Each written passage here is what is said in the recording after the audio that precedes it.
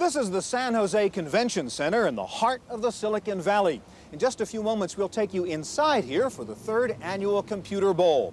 The Computer Bowl is a kind of computer trivia quiz show in which a team of computer experts from the East Coast takes on a team from the West Coast to see which side knows more about computers. Now, the West Coast team won last year. That's why they're the home team for this year's battle. So stay tuned, play along with us as we bring you Computer Bowl 3 on this special edition of the Computer Chronicles.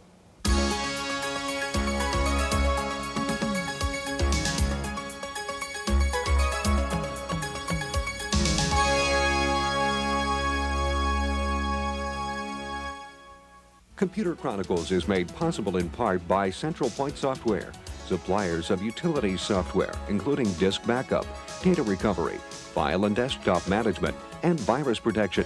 Central Point Software, making computing safer, simpler, faster. Additional funding is provided by the Software Publishers Association, which reminds you it's a federal offense to copy software, and by PC Connection and Mac Connection, and by Byte Magazine and Bix.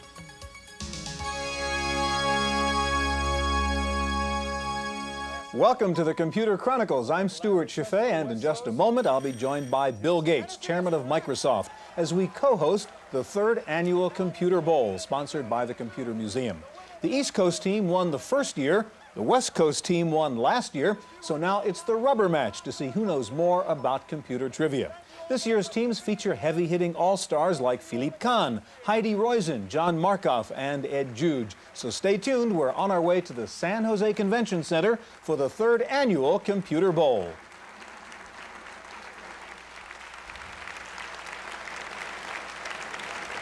Good evening and welcome to the Computer Museum's 1991 Computer Bowl version 3.0, also known as Computer Bowl 3, presented by the Association of Computing Machinery. We're here in the heart of the Silicon Valley tonight at the San Jose Convention Center, home turf of the reigning Computer Bowl champs, the West Coast team. But tonight is the rubber match of this now legendary rivalry, or we could call it the Revenge of the Nerds Part 2. As the brains from the East Coast have come to play ball, and as you know, in a championship match, as they say, anything can happen. We're joined tonight by live audiences connected via satellite at the Computer Museum in Boston, and also at the Hub Ballroom on the University of Washington campus in Seattle. And of course, we have what I gather is a slightly partisan crowd right here in San Jose. What's it all about? This Computer Bowl, which you can see down here right in front of me, it has been in the possession of the West Coast team for the past 12 months after a thrilling sudden death victory just a year ago in Boston. So without further ado, let's begin by introducing the challengers from the East. In this corner, from Digital Equipment Corporation, Research Vice President Samuel the Brushman Fuller. From the dubious field of journalism, New York Times technology writer John 50% Markoff. From International Business Machines, the Vice President for Science and Technology, Dr. John Jack Armstrong. From AT&T Computer Systems, the Vice President for High Performance and Fault Tolerant Systems, Dr. James No Fault Clark. And last but not least, the captain of the East Coast team, computer historian and deep thinker, Pamela McCorduck. Let's hear it for the East. All right, now in the opposing corner, the home team and defending champions from the mellow West Coast. It looks like the East Coast has mellowed out a little bit here. From the Tandy Corporation, the Director of Market Planning for Radio Shack, Ed, here comes the Juge. From Intel Corporation, President of the Microcomputer Component Group, David Powerhouse. From Metaphor Computer Systems, President and CEO, David the Goliath Liddell. From the world of jazz, and also President of Borland International, Philippe King Kahn. And the captain of the West Coast team, the president and CEO of Teamaker Company, Heidi Poison Roizen. All right, you may be seated, ladies and gentlemen. And here's how we're going to play the game. We will have 4 rounds of questions. There will be 3 different types of questions in each of the rounds. There are toss-up questions, which are worth 10 points each, and any one of you can answer one of the toss-up questions. There will be what we'll call bonus questions. They're also worth 10 points each. They can be answered by any individual panelist, but a correct answer to a bonus question entitles that team to get into a special bonus round in which we'll have a series of 3 one-team only questions to be answered only by the captain of that team after due consultation. 30 points maximum for each bonus round. Now, if your answer to a toss-up question or a bonus question is wrong, a player from the other team will have a chance to answer the question. Also, please remember, panelists, you have to ring your buzzer, wait to be recognized before you answer, or your answer will not count. If you ring the buzzer before we have finished asking the question and your answer is wrong, the opposing team will get a chance to answer the same question after hearing the full question, and it will then be worth 20 points to that other team. So there is a little penalty for gambling, especially if you lose. Now, since we know what a cantankerous group this is here today, we have 2 resident expert judges whose job it will be to decide on disputed answers. From the East Coast, the chairman of IDG and star of Computer Bowl 2, Pat McGovern. And from the West Coast, a partner in the venture capital firm of Kleiner Perkins Caulfield and Byers and a member of last year's championship West Coast team, John Doerr. And to make sure everything is on the up and up tonight, all Computer Bowl answers have been verified by International Data Corporation. The scoring is being certified by a representative of Price Waterhouse. But we'll still have arguments, I'm sure. Finally, it is my pleasure to introduce to you the MVP from Computer Bowl 2, our official examiner for the night, the chairman of the board of Microsoft, Wild Bill Gates.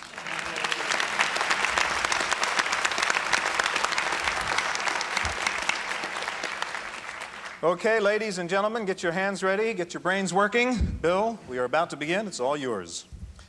The last 2 letters in the names of many early computer companies were A-C, as in Iliac or ENIAC. What did the letters A-C stand for? Okay, we have the West Coast team, Liddell. Automatic calculator. I'm afraid that is not right. Anybody on the East Coast team like to try it? AC. Yes, Pamela. Automatic computer. Automatic computer is right. That's 10 points for the East. All right. Next question, Bill. How many data bits are there in the S100 bus? Come on, okay. West Coast Juge. There aren't any data bits in the bus. Anybody on the East Coast like to give that a shot? Okay, Mr. Clark. 8. 8 is the right answer. 20 points now for the East Coast. Sorry about that, Ed. Go ahead, Bill. A computer language is named after a famous 17th century French mathematician. East Coast, Armstrong. Pascal. That is not the correct answer. Wait. Listen to the whole question. West Coast, you'll have a chance. What was his first or given name? Philippe Kahn was first. Blaise Pascal. Blaise is the answer. Okay. That is 20 points for the East. You'll learn patience, Okay, Bill. Almost 10 years ago, in October 1981, Steve Jobs appeared on the cover of Inc. magazine. In that photo was Jobs wearing a t-shirt, a bathing suit, a shirt and jacket. About That's the 5 end of the seconds to go. Okay, we have Fuller on the East Coast. A t-shirt. That is not correct. Okay, we have Philippe Kahn. A shirt and jacket. That is correct. He was wearing a shirt and jacket. He couldn't be in a bathing suit. All right, we're now coming up to a bonus question. First of all, let's check the score. The West Coast has 30 right now. The East Coast has 20. We're about to begin a bonus round. Pay attention. In the 1959 movie Desk Set, Katharine Hepburn and her staff are worried that they might be replaced by a computer being installed by Spencer Tracy. What was the name of that computer? Was it the Emerac, Calla Lily 1, Univac. All right, we have West Coast, Heidi Roizen. It was the Univac. I'm afraid that's not correct. You have a chance to try for this question on the East Coast. Maybe repeat the choices, Bill, so the question's clear. Emerac, Calla Lily 1, Univac. Who would like to give it a try? All right, you're on, yes. Go ahead. Emerac. Emerac is right. 50-50, as Ed said over here. All right, East Coast, that gets you into this next bonus round. I'm going to ask you a series of questions, and the category is going to be television, since you seem to be so good at movies. In the 1950s, now remember, you can consult now, and only Pamela, your captain, can answer for you, okay? In the 1950s, a computer company was the sponsor of a TV quiz show. What was the computer company? Was it IBM, RCA, Burroughs, or Remington Rand? You have 10 seconds. For 10 points. You don't have to ring your buzzer. Yes. RCA. I'm afraid that's not the right answer. The correct answer was Remington Rand. All right, you can still get 20 points out of this bonus round. Here's the second question. That same quiz show was in fact a very well-known TV program at the time. What was its title? I've Got a Secret, What's My Line, or Beat the Clock? For 10 points.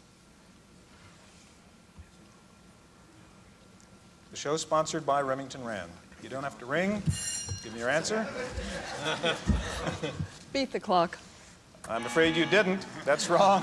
It was What's My Line, sponsored by Remington Rand. You've got one more shot at 10 points here. Slightly different area, maybe you'll be better. In the mid-1970s, one of the first real personal computers was introduced. The computer was named after a destination visited by the Starship Enterprise on the program Star Trek. What was the name of that destination and that computer? Was it the IMSI, the SOL, the Altair 8800, or the Apple II?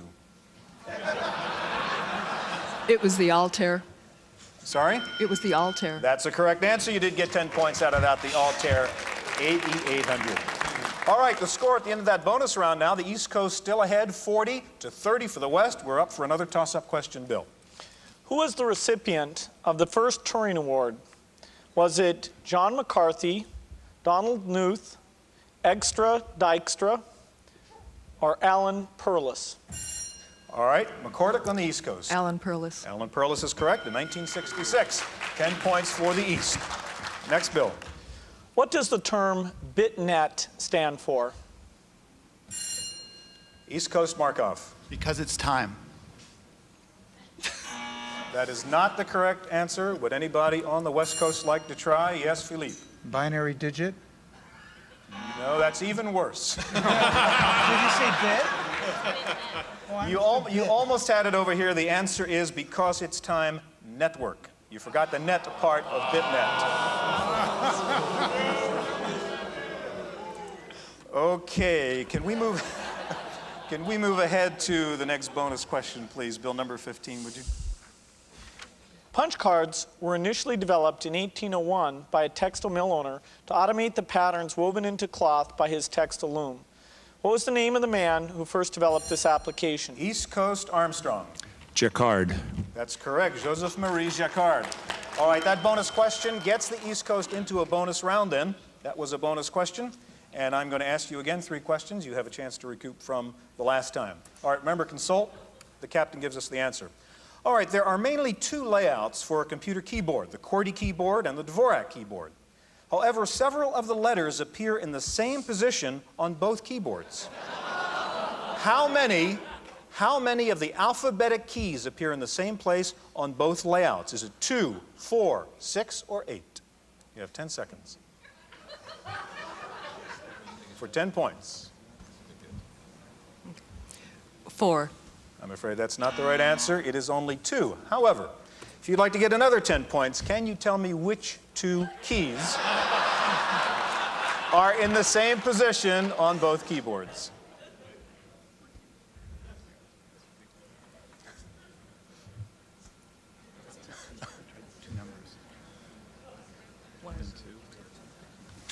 The 1 and the 2. No, I'm afraid I said alphabetic, and it's the A and the M. All right, last question of the bonus round, and we're almost out of time in this particular round. The mouse has become a standard computer input device. Who invented the mouse? Doug Engelbart. You got the last one again, 10 points out of that bonus round. Okay, well, that's about time up for round one, and at the end of round one, what do we have here? The East Coast ahead by 70, the West Coast has 30. We're going to be back in just one moment.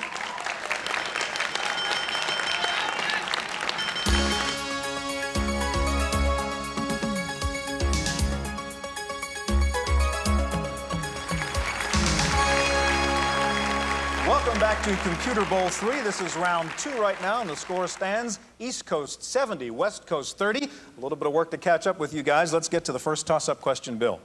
Who composed the Chinese room problem in an attempt to prove that computers can't think? McCormick on the East Coast. John Searle. John Searle is the right answer. 10 points for the East.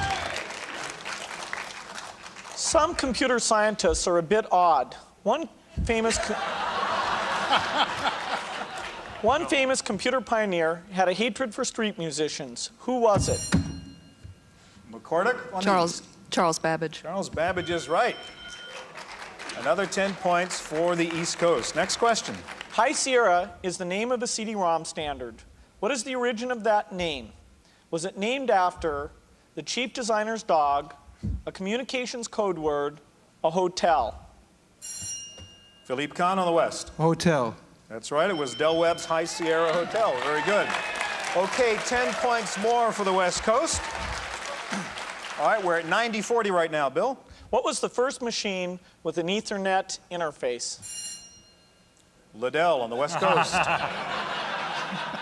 You It ought was to the know. Xerox Alta. That's correct. 10 points for the West. All right, the score right now, 90 points for the East, 50 points for the West, and we're coming to an all-important bonus question where somebody's going to get ahead here. Go ahead, Bill. There's a computer company whose name is AST Research. The name of the company came from the first initials of each of the 3 founders. Can you give me their names? Philippe Kahn, West Coast. Albert, Safi, and Tom. Very, very good. That's 3 of them, A, S, and T. Okay. West Coast, you are behind by 30 points. You can get 30 points during this bonus round, and the category is startups. Remember, consult and answer only through your captain. It's almost a cliche that many Silicon Valley companies started out in a garage. Of the following companies, which one did not start in a garage? Apple, Hewlett-Packard, Televideo, or Sun? Which one did not start in a garage? You have 5 seconds. I need your answer now. It was Televideo. That's not correct, I'm afraid. The answer was Sun. Okay. Now, obviously, from that question, Hewlett-Packard did start in a garage, and the garage was on a street in Palo Alto. The 2 men were, of course, Bill Hewlett and Dave Packard. What was the name of the street? You have 10 seconds. What street in Palo Alto did Hewlett and Packard start? Cowper. I'm afraid not. It was Addison Street in Palo Alto. All right, you've got a chance for 10 points still. Digital Research Incorporated is often referred to as DRI. But in fact, when it was first formed, it was called IDR. What did those letters stand for? You have 5 seconds. I need an answer now. Intergalactic Data Research. Almost, almost. Intergalactic was the hard part. You got that? Intergalactic Digital Research. Sorry. All right, I'm afraid the score still stands at 90-60 in favor of the East, and we go back to another toss-up question, Bill. Which of the following sort routines was named after a person? Heap sort, quick sort, shell sort, bubble sort. Fuller on the East Coast. Shell sort. Shell sort is right. Next, Bill. What do the letters BCD stand for? Liddell on the West Coast. Binary coded decimal. Binary coded decimal is correct. 10 more. Before Seymour Cray co-founded Control Data, he was a computer engineer at what company? Liddell on the West. Univac. I'm afraid that is not the right answer. Anybody on the East like to give that a shot? Matter of fact, we didn't complete the question, Bill. I guess you can finish the question. Sperry Rand. No, you cannot talk now. IBM, Honeywell. Which of those three companies? There's no consultation. One person must answer. Pamela. Honeywell. I'm afraid that's not right. The answer is Sperry Rand. All right, next question, Bill. What was the first encyclopedia to appear in CD-ROM? Heidi Roizen on the West Coast. Grolier. Grolier's is correct.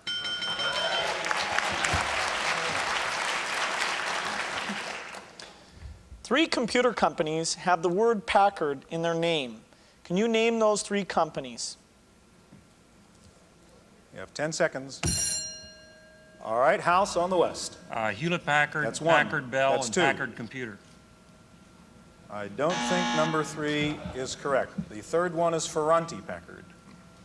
So I'm afraid no hope on that. And I'm sorry I did not give you a chance to answer that question. They wouldn't have got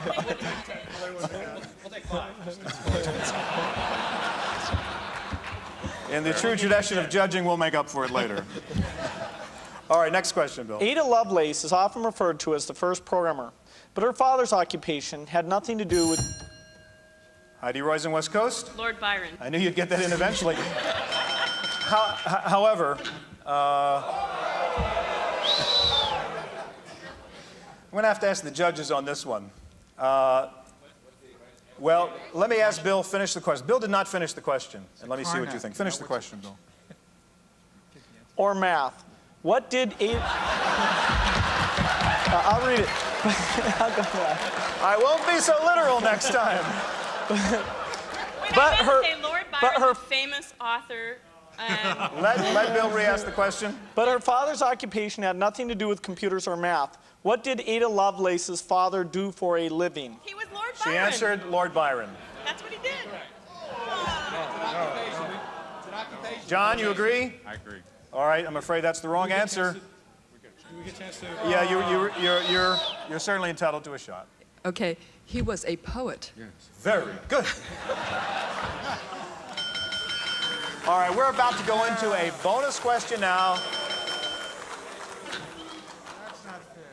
That's why we have judges here. The score is 120 for the East, 80 for the West. We're into a bonus question right now. Time to catch up, Bill. A book entitled Who Got Einstein's Office is about an institution where a lot of early computer research was done. What is the institution? McCordick on the East. The Institute for Advanced Study in Princeton. Very good. That's exactly right. All right, it is a bonus round now for the East Coast. You are ahead 130 to 80 right now. Let's see if you can build up your lead. Again, consult. Don't ring your buzzer. Only Pamela can answer. Category is books. What book containing a bird's name is about illegal break-ins on computer networks? The Cuckoo's Egg. Cuckoo's Nest is correct for 10 points. Pardon? She didn't say that. I'm sorry, you didn't. Wrong answer. Wrong answer. What did you say? Wrong answer. Wrong answer. said Everybody's cuckoo's telling egg. Cuckoo's egg. Oh, I'm very sorry. Cuckoo's egg. Okay. Next question. The cuckoo's egg. The answer is the cuckoo's nest. Pam said the cuckoo's egg. Excuse me. Actually, this is The answer is the cuckoo's egg. Judges, please. She was right. The answer is the cuckoo's egg. Thank you very much. That is correct. 10 points. We have the wrong answer here. Okay, we're still in the bonus round. 10 more points. The Book of the Month Club recently offered a new novel based on a computer theme. What was the name of that book? Was it Goodbye, Mr. Mipps? The Open Window version 3.0? Or The Difference Engine? It was the Difference Engine. The Difference Engine is correct. 10 points. All right, here's your last bonus round question. Kurt Vonnegut once wrote a short story about a computer that wrote poetry and then eventually committed suicide. What was the name of that computer? Was it called Epicac, Mycin, Dresden? Which of those three?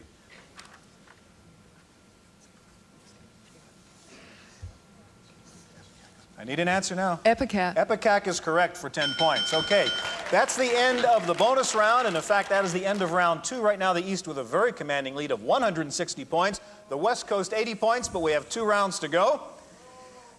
No, we have 2 rounds to go. For those of you here in the San Jose Convention Center and for all of you watching live via satellite, please stay seated. We're going to resume the Computer Bowl in just a moment after we take a very brief technical break. Now, for those of you watching this at home on television, that's it for this special edition of Computer Chronicles. We'll be back next week with the last half of the Computer Bowl, rounds 3 and 4, to see whether the East Coast or the West Coast earns the title of Masters of the Computer Universe. We'll see you here again next week.